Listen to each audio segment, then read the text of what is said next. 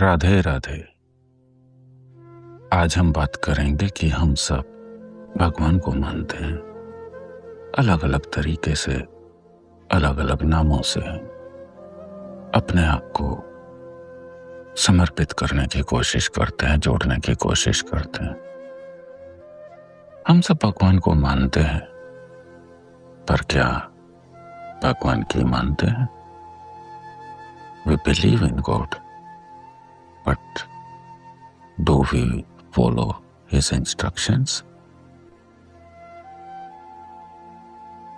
भगवान कह के क्या गए थे, चाहे वो राम के रूप में आए, कृष्ण के रूप में आए, महात्मा बुद्ध के रूप में आए, या बाबा नानक के रूप में है, या कोई भी उदाहरण ले सकते हैं। जिन महान पुरुषों को हमने भगवान का दर्जा दिया, जिन्हें हम मानते हैं, जिनकी पूजा करते हैं, क्या हम उनकी बात मानते हैं? भगवान ने कहा कि संघर्ष जीवन का हिस्सा है। संघर्ष तो मुझे खुद करना पड़ा था, तो आपको भी करना पड़ेगा। मैं राम बना, वनवास गया। मैं कृष्ण बना, जेल में पैदा हुआ। मृत्यु सर पे खड़ी थी, 6 भाई मामा ने मार डाले। पैदा होते ही भागना पड़ा। मथुरा से गोकुल गया, गोकुल से नंदगांव, नंदगांव से वापस मथुरा, और मथुरा से द्वारिका। संघर्ष तो मेरी जिंदगी में भी था। महात्मा बुद्ध, एक राजा के बेटे जिन्होंने दुख कभी देखा नहीं, जिनका वैवाहिक जीवन बहुत अच्छा था, उन्हें राजपाट त्यागना पड़ा, सब कुछ त्याग दिया। बाबा नानक सारी जिंदगी फकीरी में, गरीबी में जिए। वो यहां पर ऐश करने नहीं आए थे, वो अपना संघर्ष करने आए थे। अपने क्रियाकलापों से हमें ये समझाने आए थे कि संघर्ष जिंदगी का हिस्सा है। और ये तो हमारी पहली सांस से शुरू हो जाता है। एक छोटा बच्चा, उसे बहुत जल्दी ये उसके मस्तिष्क में ये बात विकसित हो जाती है कि रोना ही उसका सबसे बड़ा हथियार।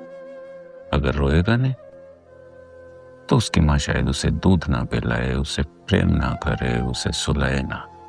वो भी संघर्ष करता है दूध पीने के लिए, माँ का प्रेम पाने के लिए। जैसे जैसे हम बड़े होते हैं, हमारे संघर्ष का स्वरूप बदलता जाता है, परंतु नित्य चलता है हमारी आखिरी सांस तक। संघर्ष से भागिए मत, डरिए मत, इसका सामना करिए। ये तो उन महान पुरुषों को, महान संतों को, हमारे भगवानों को भी करना पड़ा, जिनकी हम पूजा करते हैं, जिनको हम मानते हैं। तो भगवान को मानने के साथ साथ भगवान की भी मानिए। अगर हमें लगता है कि हमारे पूजा पाठ करने से भगवान हमारी मदद करेंगे, तो शायद हम थोड़ा सा गलत जा रहे हैं। भगवान मदद उनकी करते हैं जो स्वयं की मदद करते हैं। भगवान एक सपोर्टिव रोल में होते हैं, लेकिन मेन कर्म हमें करना पड़ता है।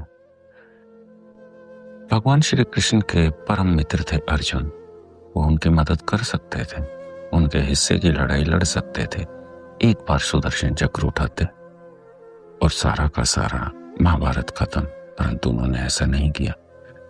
अर्जुन को गीता ज्ञान दिया, समझाया, और उसके बाद महाभारत लड़ने के लिए प्रेरित किया।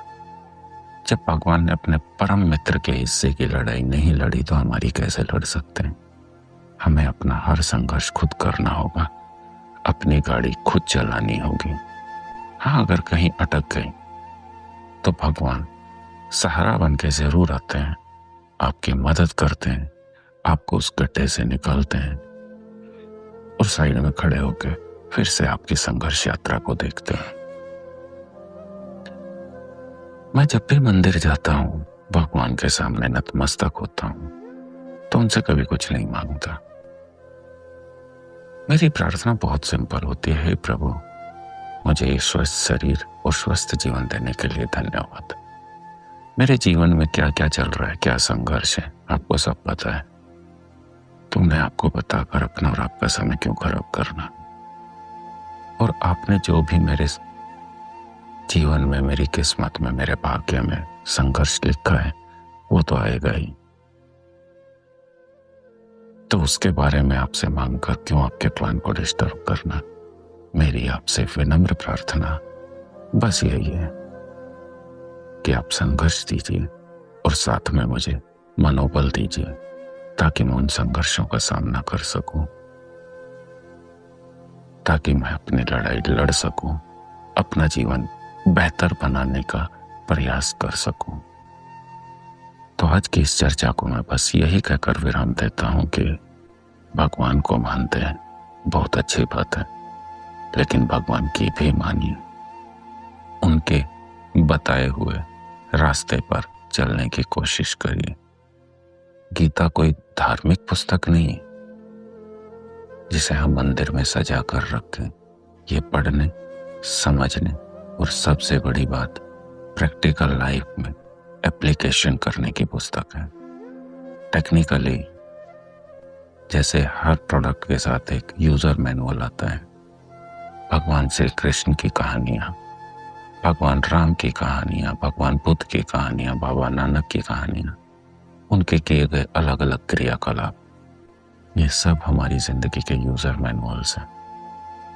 इनसे प्रेरणा लेकर अपने जीवन को बेहतर बनाने की कोशिश करिए। आज की इस चर्चा को यहीं विराम देता हूं। अगर आपको मेरे ये विचार पसंद आए हो तो थैंक्स जरूर बोलिए। आप कैसे बोलते हैं ये मैं आप पर छोड़ता हूं। राधे राधे।